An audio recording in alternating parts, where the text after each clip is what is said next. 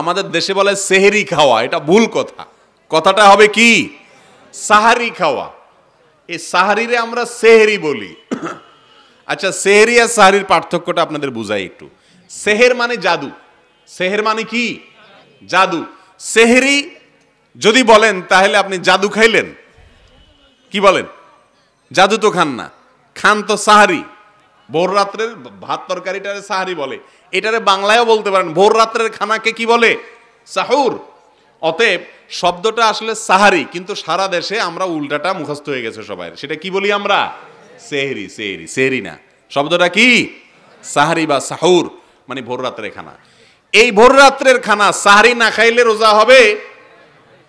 কি বলেন? আওয়াজ তো সমান আসতেছে না।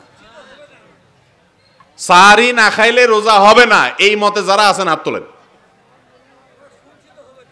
ওই তো হাত তোলেন যারা মনে করেন সাহারি না খাইলে রোজা হবে না, তারা হাত তোলেন।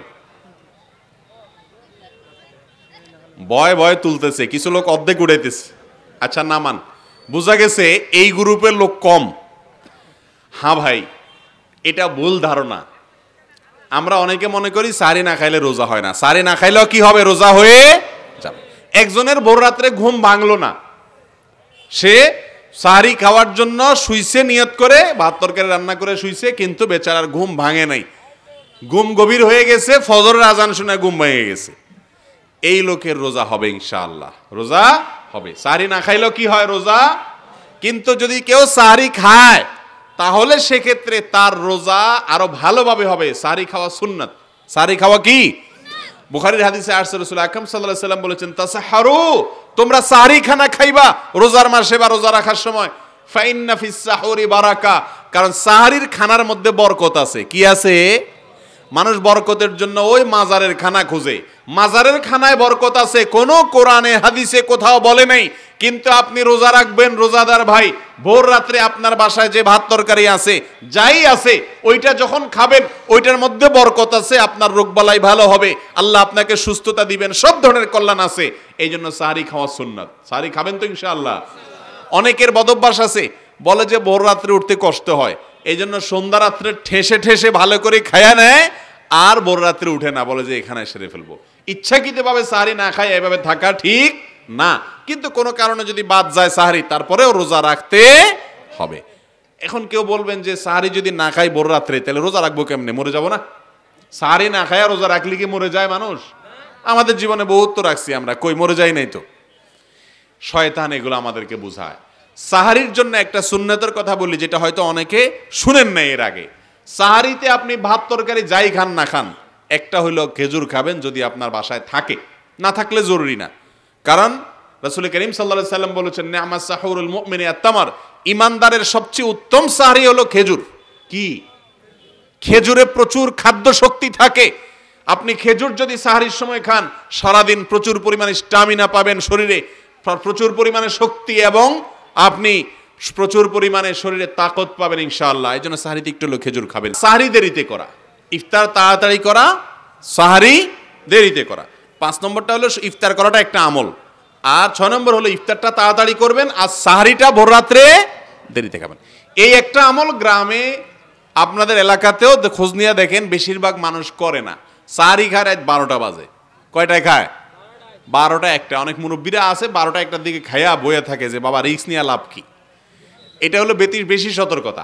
অতি সতর্কতা ভালো না, অতি সতর্কতা ভালো না। সাহারি খাইতে হবে কোন সময়ে? শেষ সময়। শেষ সময় বলতে ফজরের ওয়াক্ত যখন হয়, আজান যখন হয়, তার ঠিক আগ মুহূর্তে। আবার এর মানে এই না যে আপনি খানা গালে আছে এদিকে আজান দিছে, এত দেরি করতে বলে না। আবার ওই যে ইফতারের মতো, এখানে সাহারি খেয়ে শেষ করার পর আজান দিতে নবী করিম সাল্লাল্লাহু আলাইহি সাল্লাম যে সময়টা রাখতেন, কয়েকটা আয়াত তেলাওয়াত করা যায় এরকম সময় রাখতেন। তার মানে আনুমানিক 5 থেকে 10 মিনিট সময় তিনি গ্যাপ দিতেন, এর মধ্যে তিনি সাহারি খাওয়া শেষ করতেন। তাইলে আমরা সাহারি খাবো শেষ সময়, কিন্তু এর মানে এই না যে যখন আজান শুরু হবে তখন করব। মনে থাকবে তো ইনশাআল্লাহ? এটা হলো 6 নম্বর আমল। 7 নম্বর আমল হলো, এটা কষ্টের আমল। এতক্ষণ পর্যন্ত যা বলছি রোজা রাখা ছাড়া বাকিগুলো আরামের আমল, কিন্তু এবার একটু ভেজালে চলে আসছে, মানে কষ্টের আমলে চলে আসছে। সেটা হলো, এরপরের প্রশ্ন, আমি শুনেছি পবিত্র মক্কায় নাকি আমাদের ইমাম মাহদীর প্রকাশ পেয়েছে, কথাটা কি সত্য কিনা? আর যদি সত্য হয় তাহলে আমরা তাদের আমাদের এদিকে কখন আসবে?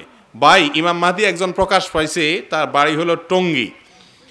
সে পালায়া মক্কায় গেছে, কয়দিন আগে শুনছি পুলিশ ধরে তারে জেলে বসছে। এখন আপনার এদিকে কবে আসবে জেল থেকে ছাড়া পায়া, সেটা তো আল্লাহ ভালো জানে, এটা তো আর আমি বলতে পারবো না। কথা বুঝতে পারছেন? তো কিয়ামতের আগে অনেক ভুয়া ইমাম মাহদি আসবে, এটা হলো ভুয়া ইমাম মাহদি। বুঝতে পারছেন কথা? ইমাম মাহদি যখন আসবে তাকে জেলে ভরার ক্ষমতা কারো থাকবে না। ইমাম মাহদি আসার আগে এরকম 2 নম্বর ইমাম মাহদি বহুত গজাবে। এই লোক আপনার আমাদের দেশের মানুষ টঙ্গীর, সে যায় মক্কা যায় পালাইছে, ইমাম মাহদি পলাপলি খেলবে না। বুঝতে পারছেন কথা? সে তো নেতৃত্ব দিবে। অতএব এরকম ভুয়া ইমাম মাহদিকে বিশ্বাস করা যাবে না। আর যখন ইমাম মাহদি আত্মপ্রকাশ করবে তার আনুগত্য করবেন, ওলামা একরামকে অনুসরণ করবেন, কোরআন এবং হাদিসকে যারা অনুসরণ করে তাদেরকে অনুসরণ করবেন ইনশাআল্লাহ। এরপরের প্রশ্ন, বাবা মার অভিশাপ কি সন্তানের জন্য ক্ষতি করে? খুব দরকারি একটা কথা। বিশেষ করে গ্রাম এলাকাতে বেশিরভাগ বাপ মাই কিছু হইলেই সন্তানের একেবারে সব তুলা বদদোয়া করে, আছে না নাই? একটু চুনতে নুন খুঁসলেই বদদোয়া দেওয়া শুরু করে, এটা গুনাহের কাজ। অনেক বাবা মা বাবার এই বদভ্যাস আছে, যেমনি সেমনি সন্তানকে দরকারে বেদরকারে একটু এদিক সেদিক হইলেই বদদোয়া দেওয়া শুরু করে, এটা অন্যায় কাজ। তবে মনে রাখেন, অন্যায়ভাবে যদি মা বাপ বদদোয়া দেয় ওইটা লাগবে। অনেক সময় দেখা যায় আপনি ঠিক কাজই করতেছেন কিন্তু তারপরও আপনার মা বাপ বদদোয়া দিচ্ছে, আছে না নাই? তো অন্যায়ভাবে বদদোয়া দিলে সে বদদোয়া লাগবে। আর কোরআন কারীমের এক আয়াত থেকে বোঝা যায়, খুব বেশি মাথা গরম হইয়া বদদোয়া দিয়ে ফেললে সেটাও আল্লাহ তাআলা কবুল করবেন না। কারণ আল্লাহ জানেন বান্দা এখন মাথা গরম হইয়া কি দিছে। যদি ঠান্ডা মাথায় বদদোয়া দেয় এবং আপনি আসলেই অন্যায় করে থাকেন তাহলে সেটা বড় ডেঞ্জারাস। মা বাপের বদদোয়া বড়, তখন সাথে সাথে মাপ চাইয়া ওইটাকে কি করতে হবে? সাধারণ স্বাভাবিক করতে হবে। এরপরের প্রশ্ন, টাকা ধার দেওয়ার মতো সমর্থবান ব্যক্তির কাছে ধার না পেয়ে কেউ যদি সুদের উপরে টাকা নেয় তাহলে কি টাকা ধার না দেওয়া ব্যক্তি গুনাহগার হবে?